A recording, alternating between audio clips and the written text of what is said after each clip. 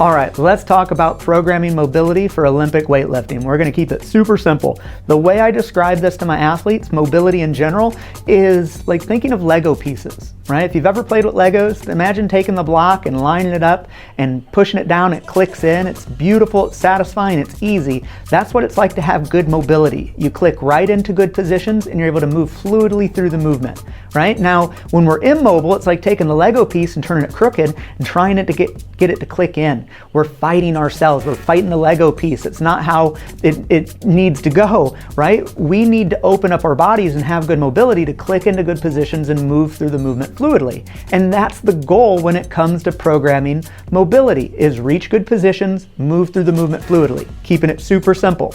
Now, when we look at what areas to mobilize, in weightlifting, there's 3 big areas I highlight, again, to keep it super simple. There's the shoulders and upper back, there's the hip, and there's the ankle. Okay, these 3 areas impact the Olympic lifts in very big ways. So our approach to these is twofold, right? You can do it 2 ways. You can do it general, where you're taking exercises from the shoulder and upper back, the hip and the ankle, and programming them throughout the week of training so you're hitting all areas throughout the week, opening yourself up and keeping yourself mobile. That's great. The other way we could do it is athlete specific. So knowing what areas are tight, what areas need specific work, and giving a bit more emphasis to those areas than the others. Either way, whatever approach you do works great. I'm personally a fan of athlete specific, giving you what you need versus more of a general approach. Now, if you're unsure of what movements to put in, I encourage you, check out our mobility guide. It's 5 days of guided mobility that sets you up to understand what mobility exercises work best for you when it comes to the Olympic lifts. Check it out, it'll help out. Now, when you look at programming these, there's a couple other areas I want to talk about. One is what to do before training, what to do after training. Now remember, before training, you're about to walk into a workout where you're moving dynamically, you're moving explosively, right? So let's say you're tight in an area and it's difficult for you to reach that position you want. Well, if you give yourself a ton of mobility, if you really get in there, deep tissue massage type stuff with self-myofascial release, lacrosse balls, like really getting in there, going deep, and you give yourself a ton of range of motion, and then go into a dynamic movement where you're moving explosively, you could put yourself at greater chance of injury, right? So on that, when we go into pre-workout, we want to do things a bit more superficially, right? We want to keep it a bit lighter. So put a time limit to it, a minute of this work versus spending 10 minutes going really, really deep into it, right? Each time you do a movement, make sure you test it before you do the movement, then test it after, see how you feel, right? Moral of the story is before the workout, we don't want to give ourselves so much range of motion that we're now unstable in that range of motion because we're not used to it. We haven't built strength there. Okay? But I don't want that to scare you from doing mobility before working out. Just don't do 30 minutes of super deep tissue massage style mobility.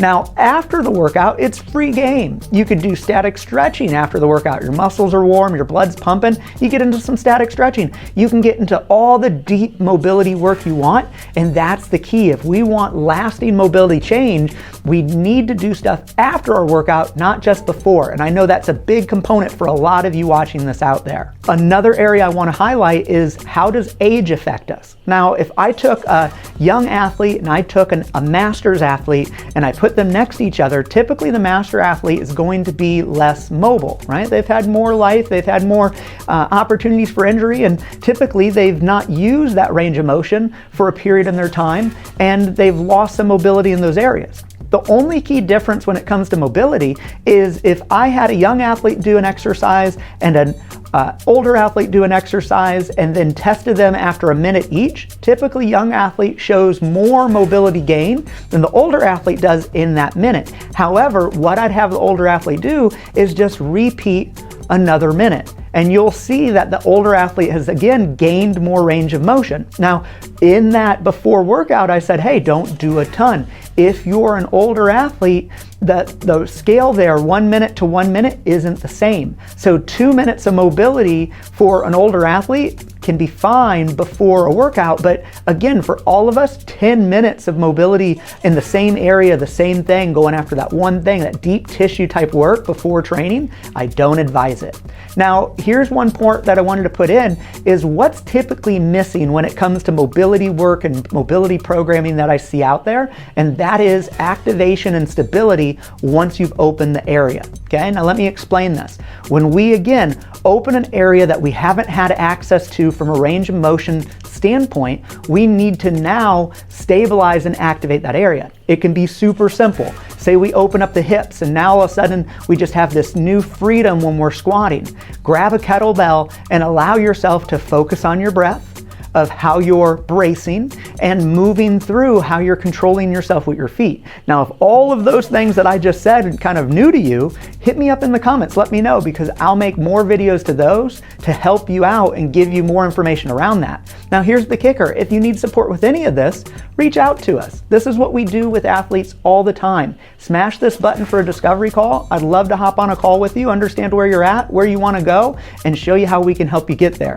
Now, since this video has helped you, make sure you smash that thumbs up button, make sure you share it forward with a friend, and like it, you know, I mean, and that's what smashing the thumbs up button, isn't it? So until next week, guys, new videos coming each week, and we'll see you then.